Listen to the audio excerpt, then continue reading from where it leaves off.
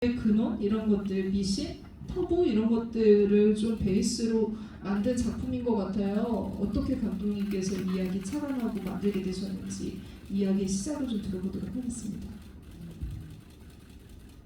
네, 먼저 이 이야기의 시작은 사실 시놉시스가 있었어요. 저희 그 토막 연출을 맡았던 최원경 감독이 시놉시스가 있었고, 또 유성권 PD를 통해서 몇 가지 이야기들을 하다가 이런 건 어때? 라고 하고 가볍게 저도 읽고 말았는데, 그날 신호 읽은 날 집에 가다가 우연찮게 라디오에서 그 아동학대 방지 그 층간소음을 이용한 공익 광고가 나왔어요.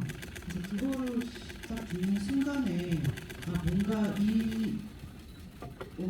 최 감독님의 신호가 이런 이야기들로 현실 공포를 한번 만들면 더 어떨까라는 생각에 일단 이야기는 시작을 했었던 것 같아요. 실제로 이제 그 전셋값이나 이런 것들에 대한 고민은 굉장히 누구나 많이 하는 그런 부분이기도 하잖아요. 그 에피소드들은 좀 어떻게 좀 생각하셨었는지, 좀 경험하셨던 것들이 있으셨는지. 사실 한국 사람 모두라면 공감하실 텐데요.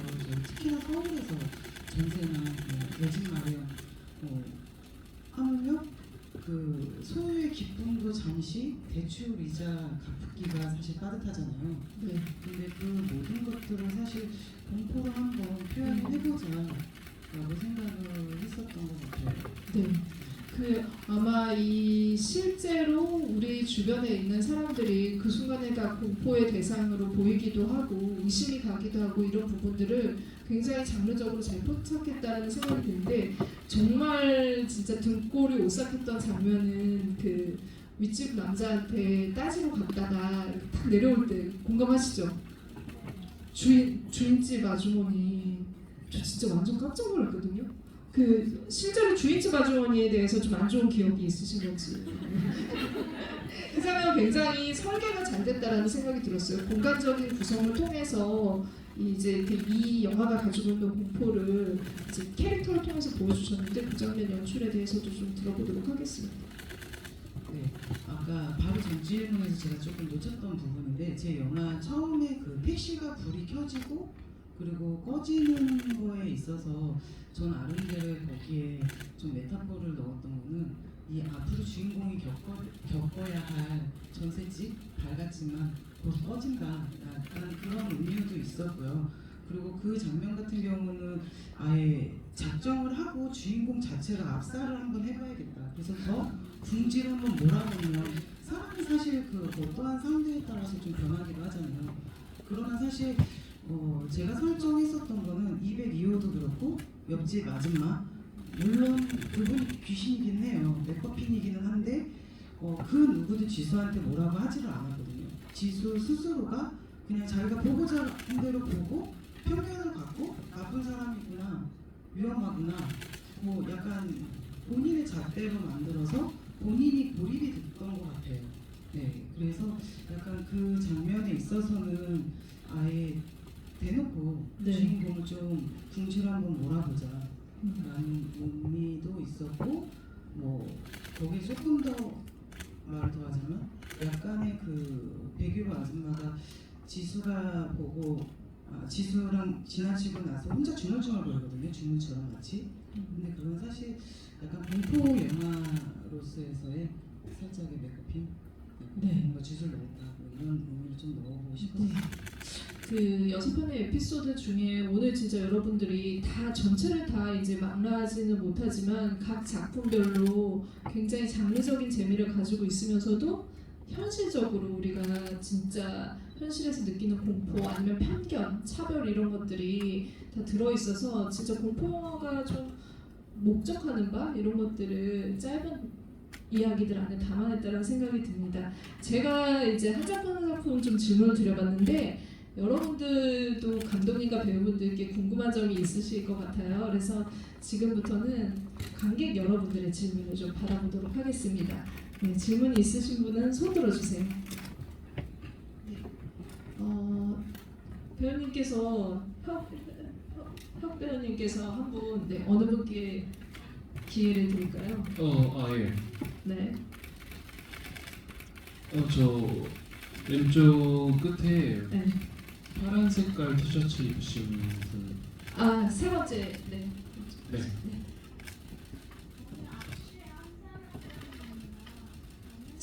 자, 네. 마이크 드리는 거죠. 네. 선물. 네.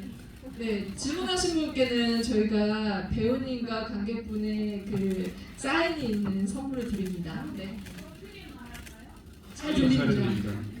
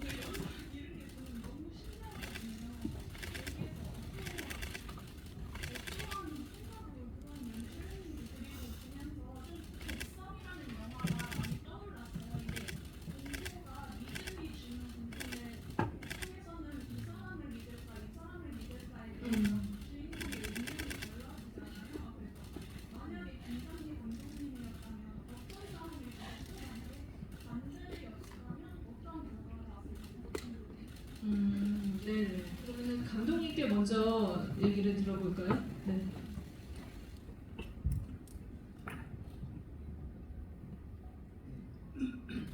먼저 그 첫 번째 질문에 대한 대답은요. 그 문을 왜 열었냐라는 거죠. 근데 사실 그거 역시는 저는 그 시나리오 쓸 때 사실 의심하지는 않았던 것 같아요.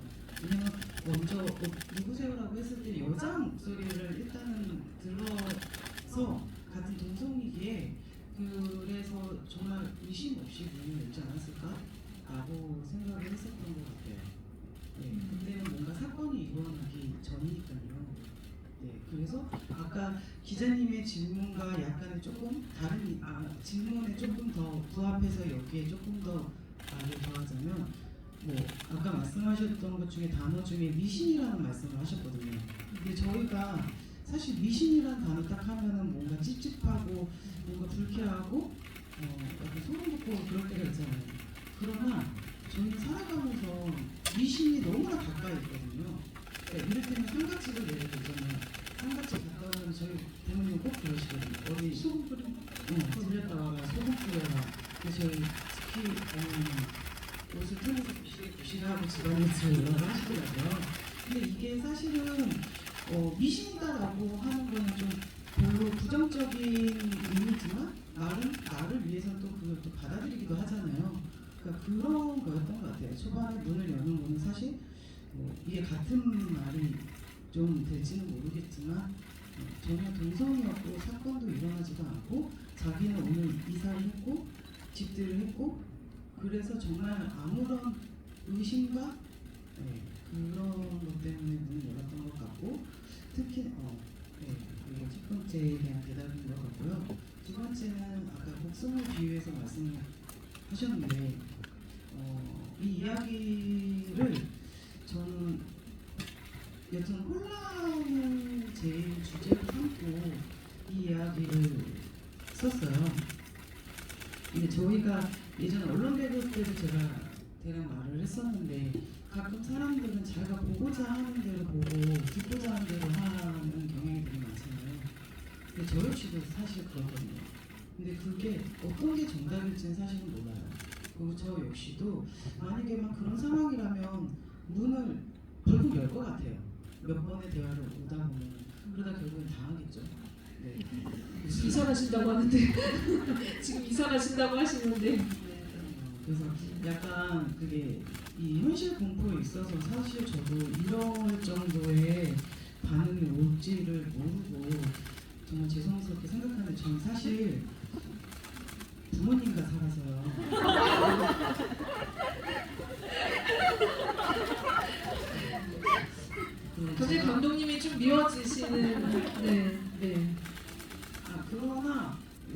제가 근데 평상시에 느끼는 뭐 공포다라고 하는 건 사실 갑자기 튀어나온 귀신보다 매일매일 늘어가는 제 몸무게가 더 무섭거든요.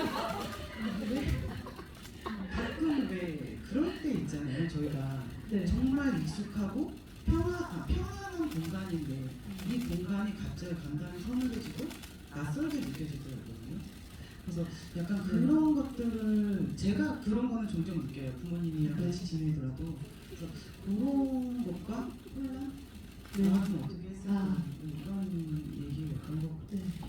갑자기 그 말씀 하실 때 겪고마시는 몇 분이 눈에 띄는데 배우님께 또 답변을 들어.